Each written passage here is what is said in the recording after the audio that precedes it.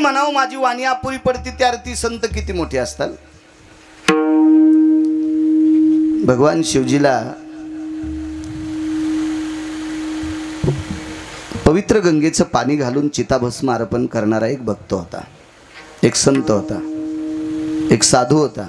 ग्रस्ती साधू, लग्न केलेला होता. नित्यनेमानं देवाला स्नान घालायचं आणि चिताभस्म अर्पण करायचं. चिताभस्म म्हणजे मेलेल्या माणसाची राख. आपण एखाद्या माणसाला पेटवायला गेल्यावर घरी येऊन आंघोळ करतो,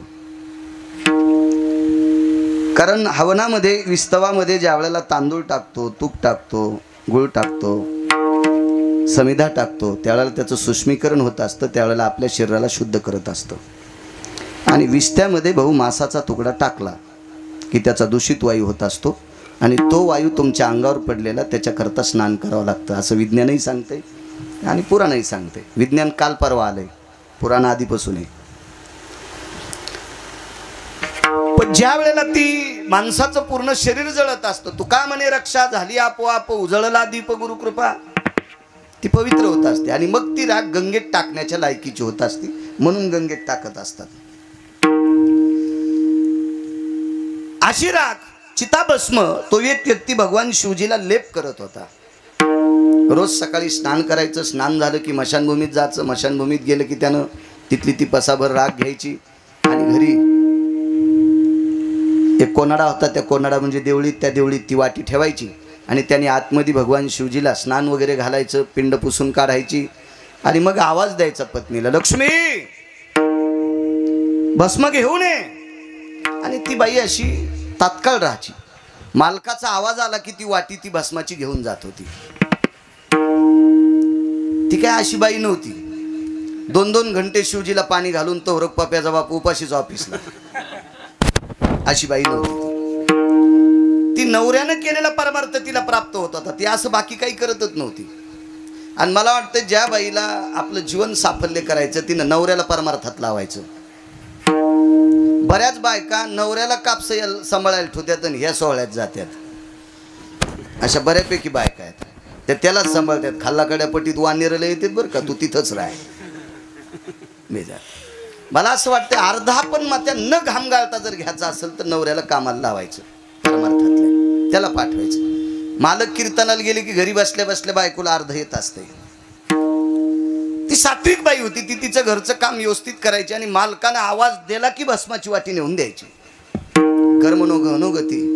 एक दिवस असा उजाडा, त्या गावात माणूस मरत नाही असा दिवसच नाही, पण योग असा आला की त्या दिवशी माणूसच मेला नाही भाऊ. आदल्या दिवशी आता चिताभस्म कोणाचं समर्पित करायचं. रिकामी वाटी कोणाड्यात ठेवली. नित्याप्रमाणे भगवान शिवजीला स्नान घातलं. ते दह्यानं असेल, दुधानं असेल, लोणी असेल, तूप असेल, थोडं प्रमाण असतं त्याच्यामध्ये, मध असेल, स्नान घातलं असेल. ती पिंड साळूंका पुसून काढली आणि मग आवाज दिला, ए लक्ष्मी भस्म घेऊन ये ग, असा पहिल्यांदा आवाज दिला. तो आवाज ऐकल्याबरोबर बाई त्या भस्माच्या वाटीपाशी गेली, पण ती वाटी रिकामी होती. तिने विचार केला, मालकानं आवाज दिला भस्म घेऊन ये, आणि भस्म तर नाही वाटीमध्ये, चिताभस्म, मेलेल्या माणसाची राख. दुसऱ्यांदा आवाज दिला, घेऊन ये ग लक्ष्मी. आता मात्र ती थरथर कापत होती. खरं तर तुमची माझी बायको असती तर म्हणली असती, इतक्यानं आरडू नकोस, वाटीत काय नाही, इतक्या जोरात नकोस ओरडू, काही नाही त्या वाटीमध्ये. तुमची माझी बायको, मी तुम्हाला दगड टाकीत नाही, मी पण तुमच्यात, मी सुद्धा माणूसच आहे. 4-5 कीर्तन करतो म्हणजे लय विचार आहे काय, सगळी सारखीच आपण. 2 आवाज दिले. बाईने विचार केला, किती अवघड परिस्थिती, आज भस्म नाही, मालकाच्या लक्षात नसेल का आपण भस्म आणलं नाही, आणि मला कसं काय आवाज देतात. तिसऱ्यांदा आवाज दिला, लक्ष्मी घेऊन ये भस्म. दुःख तिला एका गोष्टीचं वाटलं, मालकाने भस्म आणलं नाही तरी भस्म घेऊन ये म्हणतात, पण आवाज 3 दिले आणि नवऱ्यानं 3 आवाज देऊनही जरी पाणी देत नसेल तर ती किती पापी असेल हा भाग सोडून द्या. पण धर्मसिद्धांत असा सांगतो, पतिव्रता धर्म असा सांगतो की मालकाचे 3 आवाज जर मातीत जात असतील तर पातिव्रता धर्म मातीत जात असतो. असा एक अरुंधतीच्या बाबतीत प्रसंग घडला होता. बसा बसा बसा बसा बसा बसा बसा बसा, एक टेकली की बसा का, बसा बसा बसा बसा.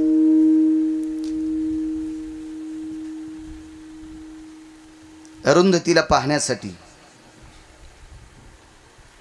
तिचे होणारे पती आले. चूक बोलतोय. अरुंधतीचे वडील आणि अरुंधती होणाऱ्या मालकाकडे गेल्या.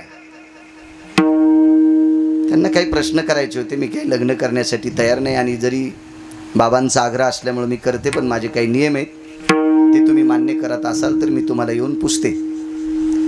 आपल्यासोबत ज्याचं लग्न लागणार आहे त्या व्यक्तीनं भाऊ 3 चटाया टाकल्यात. तो होणारा नवरा आहे. एक सासऱ्याला टाकली, एक स्वतःला टाकली आणि एक होणाऱ्या पत्नीला चटई टाकली आणि आवाज दिल्याबरोबर सांगितलं बसा. रामेश्वर बुवा बसा म्हटल्याच्या नंतर सासरा बसला, स्वतः ती व्यक्ती बसली, पण होणारी बायको कशी बसेल? ती जुन्या काळातली स्त्री होती ना. दुसऱ्यांदा आवाज दिला, अहो बसा. तिने विचार केला, आपले होणारे पती आहेत, आपल्या वडिलांनी याच्याशी पाणी ग्रहण करायचं सांगितलंय आणि यांनी आसन टाकल्याच्या नंतर आपण जर बसलं भाऊ तर सेवा घेतल्याचं पाप लागते, बसणार नाही. तिसऱ्यांदा आवाज दिला, अहो बसा की तुम्ही. त्या चटईवर जर बसलं तर सेवा घेतल्याचं पाप लागतं 1, आणि नाही बसलं तर नवऱ्याची आज्ञा मोडण्याचं पाप लागते 2. मग करायचं काय? तो पुरुषाचा अंग अर्धा असतोय. अर्धांगी पार्वती सुमनाच्या माळा अर्धांगी, किंवा वामांगी रकुमाई दिशे दिव्य शोभा. अर्धांग पुरुषाचे. तिने एक हात त्या चटईवर टेकला नुसता आणि आपण स्वतः खाली बसली. खाली बसली याचा अर्थ नवऱ्याची सेवा घेतल्याचं पाप लागत नाही आणि त्याच्यावर त्या बाजूचा हात ठेवलाय म्हणजे आज्ञाभंग केली नाही. हे दोन्ही याच्यातून ती सुख मोकळी सुटती. तिला अरुंधती नावाची साध्वी म्हणतात. तसं संकट या धिवराच्या पत्नीवर आलं. तो कुळानं धिवर होता. आवाज दिला, लक्ष्मी पाणी भस्मांग. तिनं कापूर काय असेल तो पेटवला आणि त्या कापरामध्ये जोहार करून घेतलं. तिनं आवाज देऊनही आपली पत्नी भस्म आणत नाही. नंतर मंदिराच्या गाभाऱ्याच्या बाहेर आल्यावर त्याच्या लक्षात आलं काल कोणी मेलच नाही, त्याच्यामुळं चित पेटवलंच नाही, अंत्यविधी झालाच नाही. मग चिताभस्म कुठून? आणि मग लक्षात आलं आता करावं काय. त्यावेळेला तुळशी वृंदावनाच्या समोर आला, त्यावेळेला राखाचा ढिगल पडला होता. आणि मग लक्षात आलं आपल्या पत्नीनं स्वतःचं जोहार करून घेतलंय आणि त्याच्यामध्ये अशी वंजळ घातली आणि ती वंजळभर राख त्या कटोऱ्यात खापराच्या टाकली आणि त्या आतमध्ये कटोरं नेऊन भगवानजीच्या शिवजीच्या समोर बसले आणि ते भस्म असं लावलं. महाराज भस्म लावल्याबरोबर ती एवढी साधना तपाला गेली तर प्रत्यक्ष जाज्वल्य भगवान शिवशंकर प्रगट झाले. उभं राहिले, त्याला आलिंगन दिलं, हृदयाशी हृदय लावलं आणि त्याला सांगितलं काय पाहिजे ते माग. पण योग असा आला आता त्यानं जी मुठभर भाऊजी राख उचलली होती त्या राखेमध्ये त्याच्या पत्नीचे काकणं जशाला तसे आलते. मोठ्या माणसांचं वाक्य सतीनं देखे आग्न, सतीनं देखे आग्न. काही काही वस्तू सतीच्या पतिव्रतेच्या जळत नसतात. रुक्मिणी नावाची एक स्त्री होऊन गेली. खानदेशमध्ये ढवळेवीर नावाचं गाव आहे. त्या ढवळेवीर नावाच्या गावामध्ये रुक्मिणी नावाची माऊली होऊन गेली. जीवनभर ज्ञानेश्वरी आणि गाथा वाचिला. याच्या व्यतिरिक्त तिळाची काही साधना केलेली नाही. हळदीचा डाग होता अंगाला आणि काय तो पती म्हणला असेल मला पसंत नाही, अमकं नाही, तमकं नाही. त्या दिवशी वडिलांकडे आली, जीवनभर गाथा आणि ज्ञानेश्वरी आपलंसं केलं आणि कालांतराने एके दिवशी जात राहिली. तिच्या गळ्यामध्ये तुळशीची माळ होती भाऊ. तिचा अंत्यविधी झाला. कितीतरी परिसरातले वारकरी लोक होते, पण सावडाच्या दिवशी माळ तुळशीची दोऱ्यासह जशाला तशी सापडली. ढवळेवीर नावाच्या गावामध्ये आजही खानदेशमध्ये फक्त तिच्या माळीची समाधी. हाडं आपण मते विरून गेले, औषधाला हार सापडलं नाही. आज ती परिस्थिती आज बघायला भेटते. कासारवाडी नावाचं गाव आहे इथं गंगाखेडपाशी. वैकुंठवासी सद्गुरू मारोतराव महाराजांना ज्या बाईनं बऱ्याच दिवस भाकरी घातल्या तिचं नाव होतं जाईबाई. त्याही माऊलीला हळदीचा डाग होता. जीवनभर भगवंताची सेवा केली, वारकऱ्यांची सेवा केली. अंत्यविधी झाला. बऱ्यापैकी लोक काही नाव ठेवत असते, संख्या असती नाव ठेवणं, त्याला चारवाक म्हणत असतात. आपल्याच जन्माला येतात, आपल्यासोबत राहतात, आपल्यासारखे कपडे घालतात आणि आपले वाभाडे काढतात. या भडव्यांना चारवाक म्हणत असतात. अशी काही चारवाकांची संख्या होती. तिला नाव ठेवत होते हळदीचा डाग, आमकदाम, ज्ञानेश्वरी वाचते, संतांची सेवा करते, वारकऱ्यांना जीव घालते, असं नाना प्रकारचं वेतन केलं. पण तिच्या गळ्यामध्ये काळ्या मण्याची पोत होती. ज्या वेळेला तिचा अंत्यविधी झाला त्या माऊलीचा, त्यावेळेला राख सावडायच्या दिवशी जशाला तशी पोत सापडते. आज मारुतीरायाच्या मंदिरात त्या माऊलीची समाधी. मला तितकं वागावं लागेल. या परिस्थितीला, या अवस्थेला जाण्यासाठी बाईनं तितकं वागावं लागेल, तितकी श्रद्धा सुद्धा लागेल, तितकं आपलं पुण्य सुद्धा लागेल. आपण सकाळीच उठून महादेवाची पूजा करतो, पण फुलं दुसऱ्याची चोरीतो. जिनं झाड लावले तिला उठूच दिलं नाही, उठायच्या आधीच फुलं तोडले आणि महादेवाला वाहिले. माई पूजा झाली. अशी कशी पूजा? शेळीनं दाव सोड्यावर जशी कोणाच्या तुळशी पडती तशी तू उठली ना, आंघोळ केली की दुसऱ्याची फुलं चोरायली. चोर सोसायटीचे अध्यक्ष नाही, ही पूजा कशी होईल तुझी? नाही. कारण आपण जी साधना करतो का ही देवाला आवडली पाहिजे. आपल्या मनाला आवडणारी साधना ही तुमच्या मनापुरती झाली, पण विश्वाच्या मालकाला आवडती ती खरी साधना असते. या स्त्रीनं जोहार करून घेतलं आणि ती मुठभर राग भगवान शिवजीला चिताभस्म म्हणून समर्पित केला. आणि शिवजी प्रगट झाले. त्या देवराला सांगितलं तुला काय पाहिजे? वेळ भेटला तर संध्याकाळी शिवलीला अमृत वाचा. जिला वाचता येत नाही तिनं नातवाला नातीला वाचायला लावा. ऐका तो अध्याय धीवराचा, लक्ष येईल तुम्हाला किती मोठा गोडसा प्रसंग आहे. आणि भगवान शिवजी प्रगट झाले आणि विचारलं तुला काय देऊ? म्हणले देवा, आस्थागत आतापर्यंत चिताभस्म समर्पित करायचा नियम माझा मोडलाच नव्हता आणि आज तो भाऊ मोडणार होता. आज तो चिताभस्म समर्पित करायचा नियम मोडणार होता. पण तो नियम न मोडू द्यायचं काम माझ्या धर्मपत्नीने केलं, जी माझ्या नावानं कुंकू लावते. तिनं आज तो नियम माझा पतीचा चालत राहावा म्हणून स्वतःच्या शरीराचं भस्म केलं आणि मला तुम्हाला समर्पित करायचा योग आला. मला एकच देऊन टाका, मला ती माझी पत्नी पुन्हा द्या. हातातून पडलेल्या बांगडीतून पुन्हा ती स्त्री तयार झाली आणि पुन्हा मालकाची सेवा. सज्जनो, महाराज निष्ठेनं भगवान शिवशंकराची केलेली सेवा. महाराज यमधर्म सुद्धा ठणठण ओरडतोय. त्यानं सांगितलं शिवजीला आमच्या पदाला काय किंमत आहे? आयुष्य संपल्याच्या नंतर माणसं मारा म्हणता आणि मेलेल्याही जळालेल्या माणसाला पुन्हा उठून बसवता, आमची काय अवस्था? भगवान शिवजीनं सांगितलं वेड्या, हे सगळ्यांकरता नाही रे. गेल्याच्या नंतर हे सगळ्यांकरता नाही रे. अरे या साधनेतली पतिव्रता आहे आणि त्या साधनेतला तो शिवभक्त आहे. अशा जर अवस्थेतली पतिव्रता असेल आणि अशा अवस्थेतला जर तो भक्त असेल तर तुकोबाराय म्हणतात मी त्याचं वर्णन काय करू?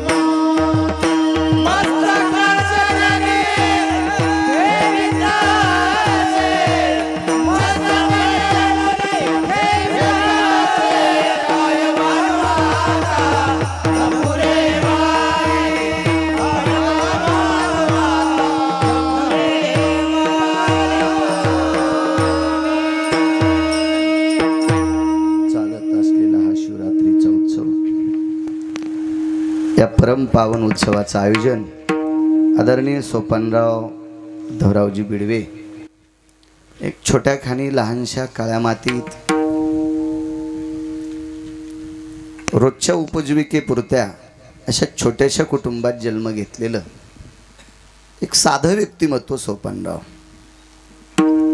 आपल्या स्वतःच्या हिमतीवर एक लहानसा उद्योग स्थापन केला. त्या उद्योगाचा बऱ्यापैकी असा विस्तार झाला आणि त्यांच्या उपजीविकेकरता मान सन्मान प्रतिष्ठा अधिष्ठान सर्व गोष्टी करता गोडस त्या उद्योगातून त्यांना ती प्राप्ती झाली.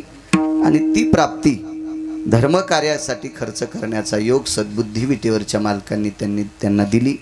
असे ते सोपानरावजी उद्धवरावजी बिडवे त्यांनी या कार्यक्रमाचं आयोजन केलं. पाठीमागे मी MIDC मध्ये शेंद्र्याला ज्या वेळेला कीर्तनाला गेलो, रौप्य महोत्सव होता तिथेही मला सोपानराव भेटले. बऱ्यापैकी अस्तित्व आहे तिथं, चांगल्या प्रतीचं स्वतःचं ग्रह आदी करून गोड असा अधिष्ठान, एका छोट्या खाणी काळ्या मातीची नाळ असलेल्या कुटुंबात जन्माला आलेलं एक छोटंसं व्यक्तिमत्व.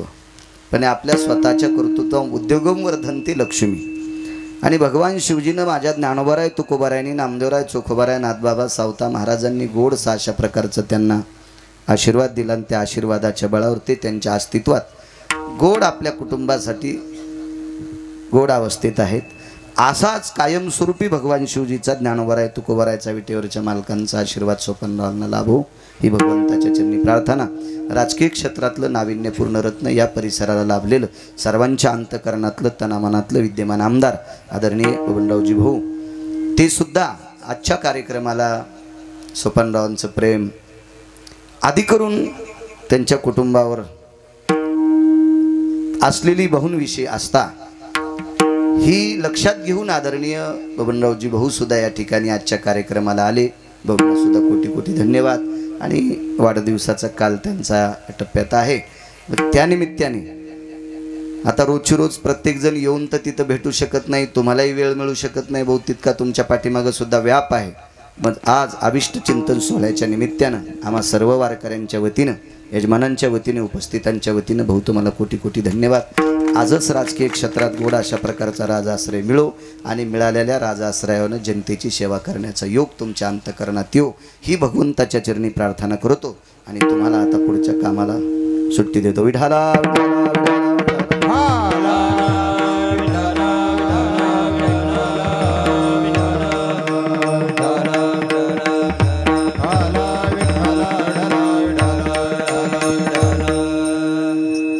योग असा आला. किती संत मोठे आहेत.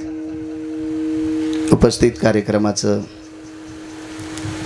हे एवढं मोठं गुणीजनांचं आयोजन करण्याचा योग आदरणीय वारकरी संप्रदायातले एक जुनाट रत्न वैष्णव टाळकरी आमचे तुकारामजी जिजा, गोड अशा प्रकारचं नियोजन जिजांनी केलं सोपानरावांच्या वतीने.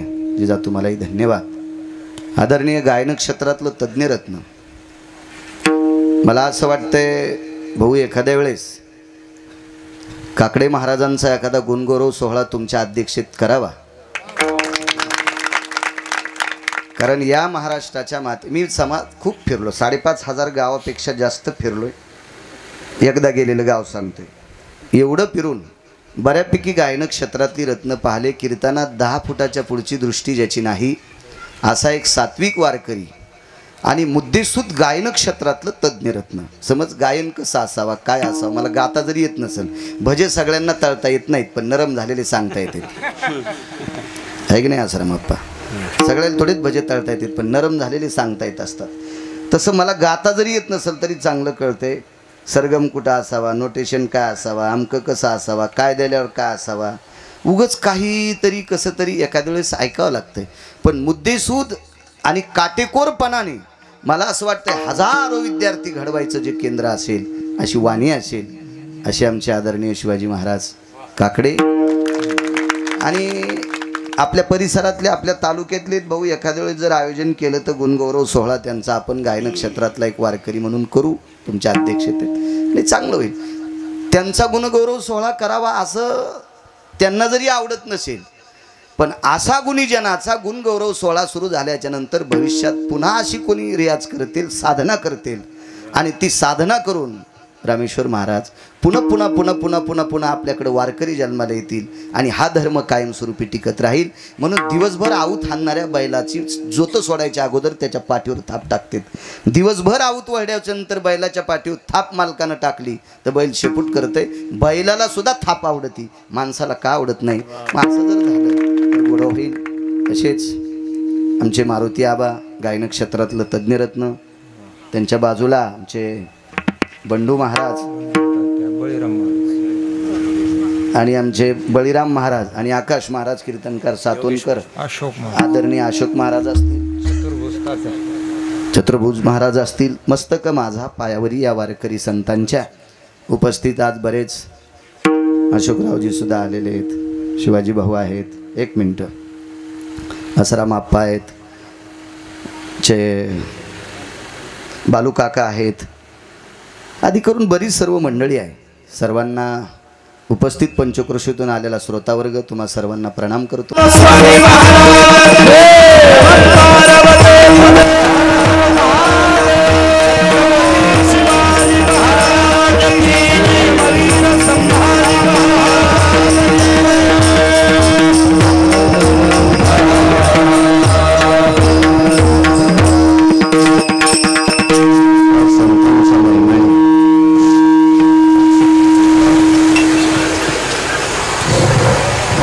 नामदेवरायांचे वडील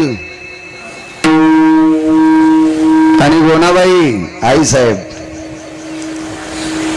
सकाळी लवकर नित्यनेम आटपला आणि नामदेवरायांच्या वडिलांनी नामदेवरायांना सांगितलं, नामा जी बाबा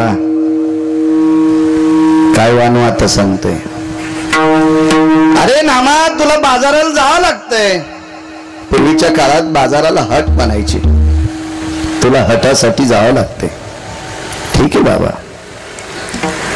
मूळता नामदेवरायच्या घरचा व्यवसाय म्हणजे कपडे शिवणे.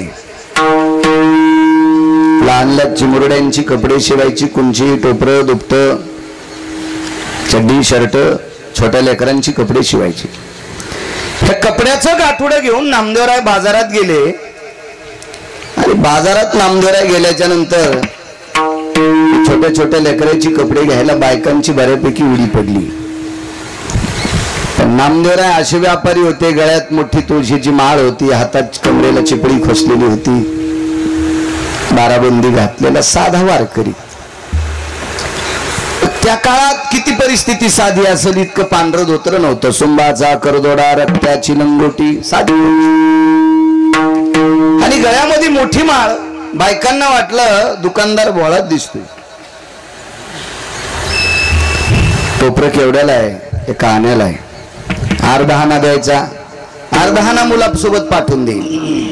नामदेवराने त्या बाईकडे बघितलं, ही मुलासोबत पाठवून देईल म्हणते, पण गळ्यात मंगळसूत्र नाही, काय नाही, लग्नच नाही, तो मुलगा कसं. ते नामदेवराय होते. एका बाईनं शर्ट घेतलं, त्या शर्टाचे पैसे म्हणे मालकाकडे पाठवून देईल, आणि कपाळाला बुक्का होता. नामदेवराने विचार केला, कपाळाला बुक्का आहे, मालक कोण. असे बरे काही खोटे फुस लावून अर्धी कपडे नामदेवरायची विकत नेली. पैशाचा काही मेळ नाही, काही आले, दाराने पैसे तसेच गेले. नामदेवरायनं वापस येत असताना नामदेवरायच्या सोबत एक चारवाक आहे. त्याने सांगितलं, का तुम्ही संत आहात, तुम्ही वारकरी आहात, तुम्ही दयाळू आहात, उघड्यांना कपडे भेटावा असा तुमचा व्यवसाय, तर मग दगड नाहीत का उघडे, दगडे उघडे येतात. नामदेवराने सांगितलं, तुमचं मत काय. काय नाही, हे कपडे घ्या, या दगडांना घालू द्या. आणि नामदेवरायच्या त्या गाठोड्यातले कपडे घेतले. 5-6 ड्रेस असतील, छोटी छोटी. कोण्या दगडाला टोपरं घातलं, कोणत्यावर कुंची टाकली, कोणत्यावर शर्ट टाकलं, कोणत्यावर चड्डी टाकली. नामदेवराय म्हणले, यांनाच कपडे, हो काय हरकत नाही, यांनाच. नामदेवराय थोडस पुढे गेल्याच्या नंतर वारं सुटलं, सगळे कपडे उडून गेले. महाराज नामदेवरायला करायला लावणारी हीच माणसं गावात येऊन सर्वत्र चर्चा केली. दामू शेट्टीचा नामा वेडा आहे, गोनाबाईचा नामा वेडा आहे, राजाईचा पती नामा वेडा आहे, सर्वत्र चर्चा. मंगळवेड्याच्या बादशाचं भांडार सांभाळून ज्या वेळेला महाराज घरी येतात, त्यावेळेला चंद्रभागेचं स्नान आटपलं, मंदिरात मालकाचं दर्शन घेऊन बाहेर पडतात न पडतात तोपर्यंत महाद्वारात 4-2 लोक उभे. का तुमचा नामा वेडपट हो. त्याने म्हणे दगडाला कपडे घातले. उदात्त अंतकरणाने ऐकत होती. 4-2 दिवस असंच पोटात ठेवलं आणि उद्याला बाजार आहे म्हणून आज संध्याकाळी नामदेवरायच्या वडिलांनी सांगितलं, नामा तुला एवढं मोठं गाठोडं दिलं, तर ह्या गाठोड्यामध्ये एवढी पैसे कपडे होती, त्या कपड्याची एवढी पैसे आणलीच. ही राहिलेली उधारी, आता कपडे घेऊन जायचं नाही, उद्याच्या बाजारात फक्त उधारी वसूल करायला जाय. बाबा ज्यांनी उधारी नाही दिली ती त्यांना माझ्याकडे घेऊन ये. सांगा आमच्या बाबांनी बोलिले. नाही तसे आले तर धरून आण, उचलून आण, कसं आणायचं तर आण.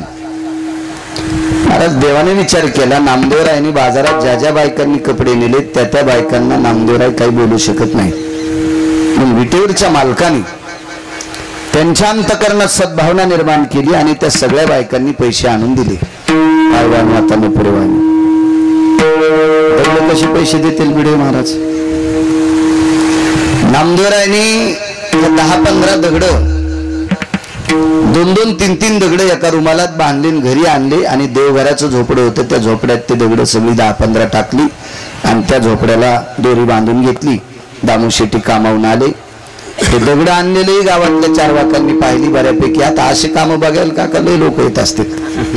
दगडच आणले, दगडच कोंडून टाकले. काय नामदेवाचा मुलगा, गळ्यात माळच केवढी आहे, हे का वागणं असतं का, याला वारकरी म्हणतात का, कसं हुशार म्हणा, कसं यायच्या पाया पडा, अशी हिचकिणारी लोकांची संख्या खूप असते आणि ते कधी थांबत नसतात. अशी बोलणारी लोक सारखं त्यांचे ते उचल बांगडी सुरू असते जिबेला. त्यांचे ते कामच असतं, त्यांचा ते धंदाच असतो. बघता बघता 400-500 त्या काळात लोक जमा झाले दामू शेट्टीच्या झोपड्याच्या जवळ. दामू शेट्टी मंगळवेड्याचं भांडार सोडून ड्युटी संपली, स्नान केलं, विटेवरच्या मालकाचं दर्शन घेतलं, निघाले घरी आले. घरी आल्याच्या नंतर दामू शेट्टीने विचार केला, बरीच गर्दी दिसते, आपण घरी जाऊच नाही, उद्या सकाळी जावं. तिकडेच थांबले. महाद्वारात रात्र काढली. दुसऱ्या दिवशी सकाळी पुन्हा स्नान आटपलं, देवाचं दर्शन घेतलं, लोक हजरच घरापुढे. आल्याच्या नंतर नामदेवराय बाहेरच होते. बाबा, ज्या ज्या बायकांनी कुंची, टोपरं, दुपटा, शर्ट, चड्डी विकत घेतली त्या बायकांनी पैसे आणून दिले, पण ज्या ज्या लोकांनी पैसे दिले नाही त्यांना धरून मी कोंडून टाकले. दामू शेट्टीने सांगितलं, पाणी गिनी पाजलं का नाही, पाणी नाही, जेवायला नाही, काय नाही, काय नाही, ते कोंडून टाकलं. त्यांचा असा गैरसमज होता की 2-4 आडमुठ गिरायक असतील, माणसं चांगली काय. ते पाणी पाजलं का म्हणलं. एक जण म्हणला, दामू शेट्टी पाणी कशाचं, ते दगड आणले, दगड. डोळे झाकण्याने देवाला प्रणाम केला, देवा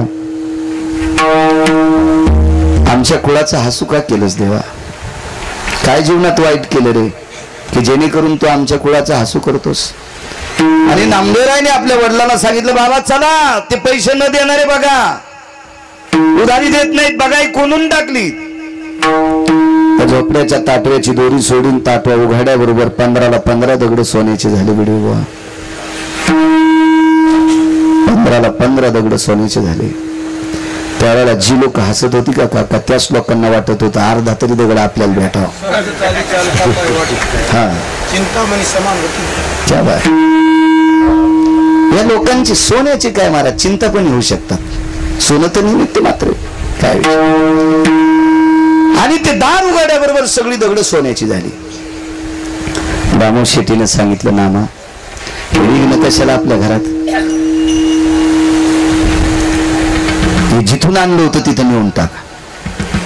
नामदेव महाराज ज्या डोंगरावर दगड टाकायला चालले त्या डोंगरावर हे गावातले हसणारे लोक आधीच जाऊन बसले. दगड टाकला की आपणच घ्यायचा. आपण नामदेवरायाच्या हातातून दगड सोन्याचा खाली पडला की ते दगड होत होता आणि त्यानं हातात उचलून घेतला की ते सोन्याचा होत होता. हे निष्ठावंत नामदेवरायांची ताकद होती महाराज. आणि ते तुकोबाराय जगद्गुरु तुका अवतार नामयाचा. तुकोबारायांनी म्हणावा, आम्ही ज्या कुळात आहे यांनी या संतांनी हात लावल्याबरोबर दगडाचं सोनं होतंय. एवढी व्याप्ती ज्यांच्या जीवनात त्यांच्या काय काय म्हणून वर्णन करावा, म्हणून पाय ठेवणंच उचित मानतो. म्हणून पहिल्याकडे काय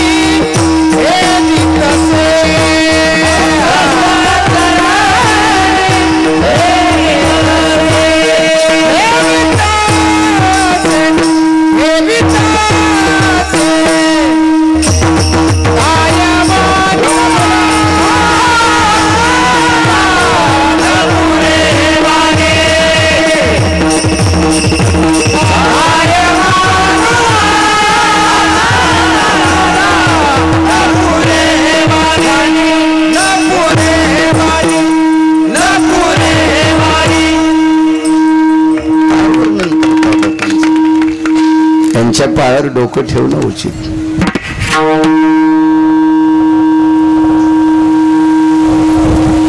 मग कोणाला म्हणायचं संत? महाराज वैराग्याचं टोक ज्याच्या पुढे जन्माला आलं त्या व्यक्तीचं नाव होतं वाली आणि पुत्राचं नाव होतं अंगद. वाली या संत यादीत येऊ शकत नाही. दोन टोक पा. कृता युगात वालीच्या पोटी अंगद जन्माला आला आणि द्वापार युगात अर्जुनाच्या पोटी अभिमन्यू जन्माला आला. संत म्हणायचं कोणाला? कसे होऊ शकतात संत? गळ्यात माळी घातल्या म्हणजे संत का? टिळा टोपी माळा हे तो देवाचे गबाळ वारी करतो म्हणून संत का? नाही. ज्ञानोबाराय तुकोबारायच्या सोहळ्यात गाडीचे ड्रायव्हर बऱ्यापैकी मुसलमान आहेत आणि 20 वर्षापासून त्याचे टर्क वारीला येत. हे कशी वारकरी होऊ शकतील? नाही. महाराज एखादा व्यक्ती सतत पंढरपूरला जाऊ येऊ करतो म्हणजे वारकरी आहे का? झाडावरी मुंगळा करीवेर झारा तैशा करी वाऱ्या पंढरीच्या. बरेच मुंगळे खालून शेंड्यावर जाते आणि शेंड्यावरून पुन्हा खाली बुडाली येते. त्याचा वारकरी ठरण. वारकरी तत्व सांभाळतो तो वारकरी असतो. नेमकं महाराज म्हणायचं कोणाला? महाराज अंगद ज्याच्या पोटी जन्माला आला तो सामान्य पुरुषार्थी नव्हता. पंढरपुरातल्या मालकाला त्याला मारण्यासाठी लपून मारावं लागलं. सरळ सरळ मारता येत नव्हतं प्रभू रामचंद्राला.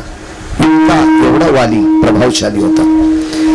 महाराज या विश्वावर अधिराज्य निर्माण करणारा 14 चौकड्याचं राज्य ज्याच्याकडे असा रावण जनक बगलामध्ये 4 दिवस ठेवला. वाली किती मोठा असेल पण महाराजांच्या यादीत येऊ शकत नाही. आणि अर्जुन अभिमन्यूला जन्म झाला. दोन्ही ग्रस्ती येत पण अर्जुन महाराजांच्या योनीत मर्यादेत येऊ शकतो कारण ही भजन करत होती. पांडवांनी वनवासात पण भजन केलं काकडे बुवा.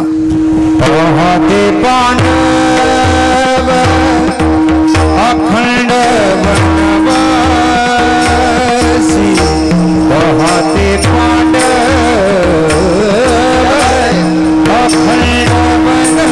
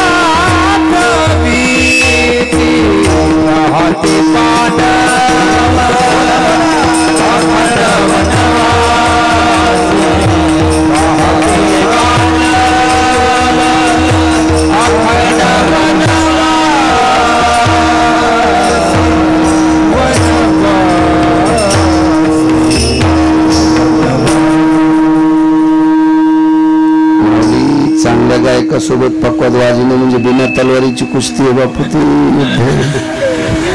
इकडे तिकडे बघत होता सुधाला.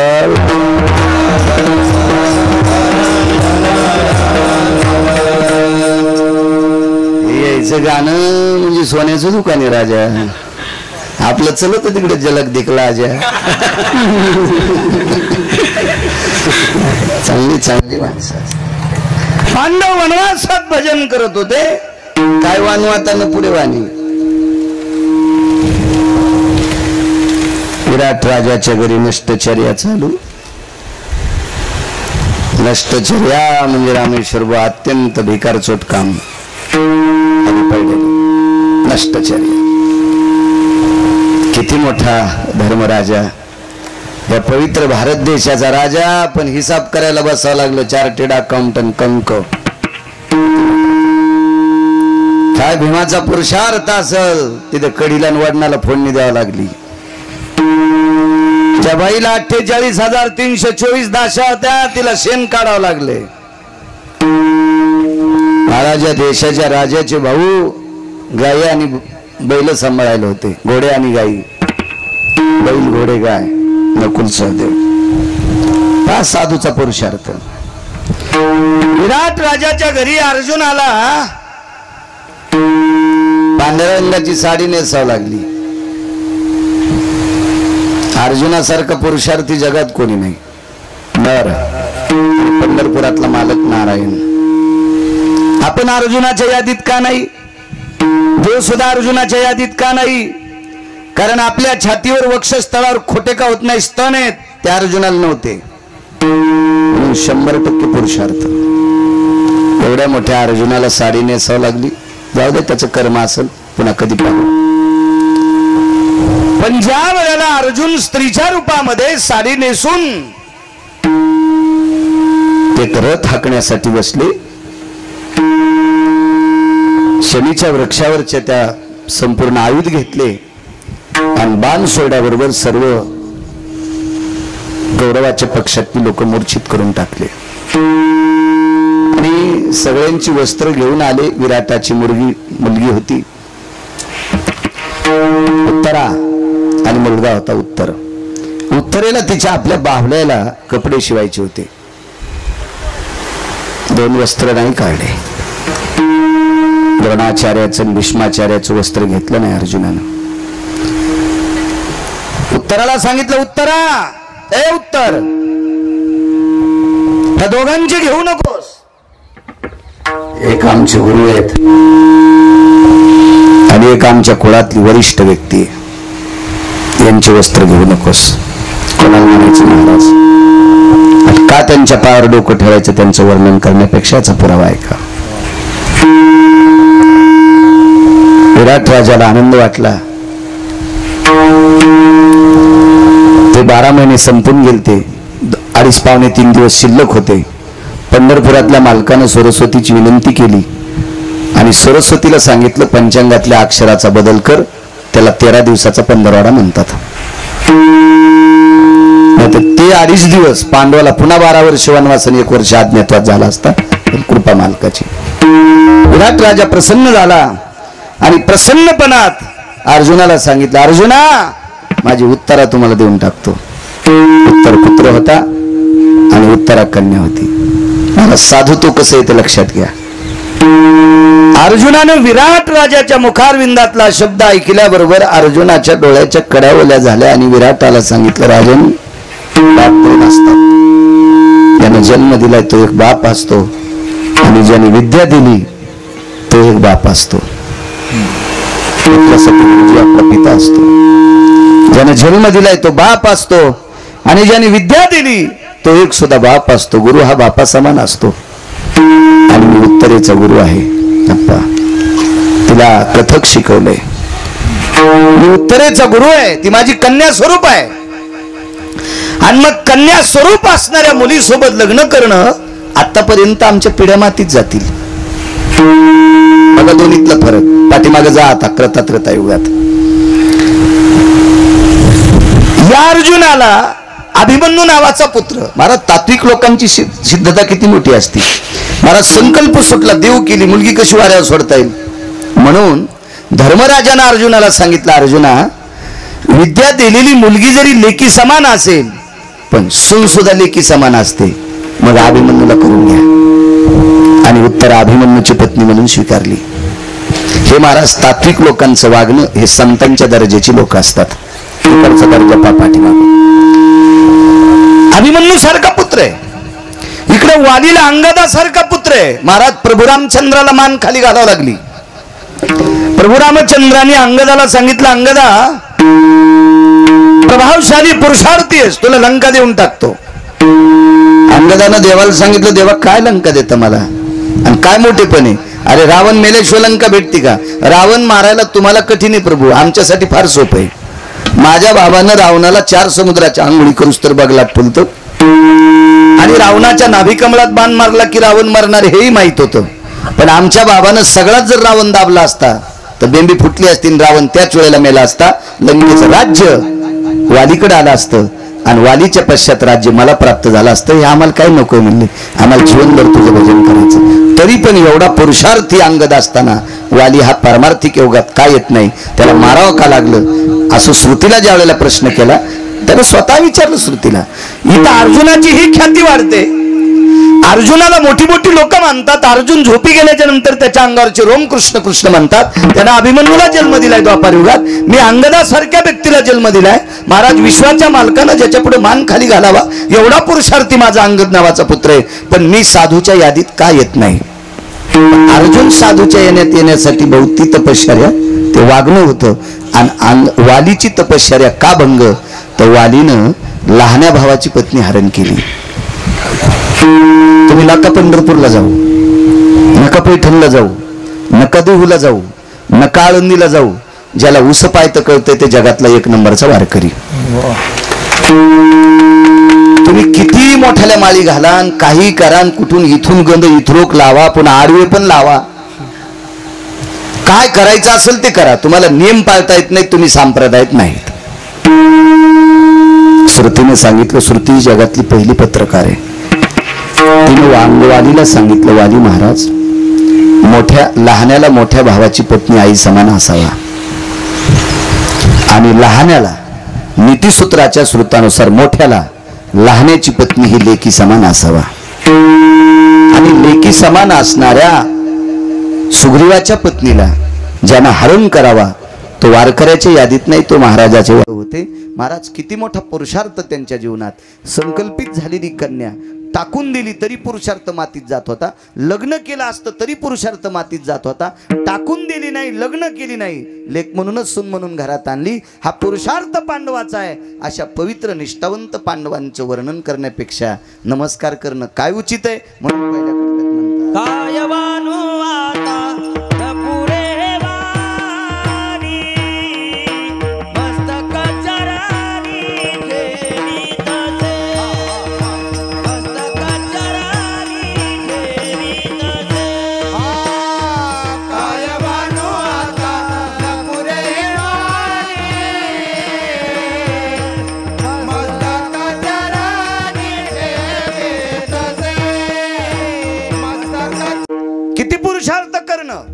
कर्णाच्या रथावर एक सर्प आला. सापाचं नाव सांगता येईल? तुम्ही किती भागवत ऐकलेत आतापर्यंत? कर्णाच्या रथावर युद्ध करता करता आलेल्या सर्पाचं नाव सांगता येईल का? कुंटल कुंटल कापसाच्या वाती वळल्यात तुम्ही भागवतात.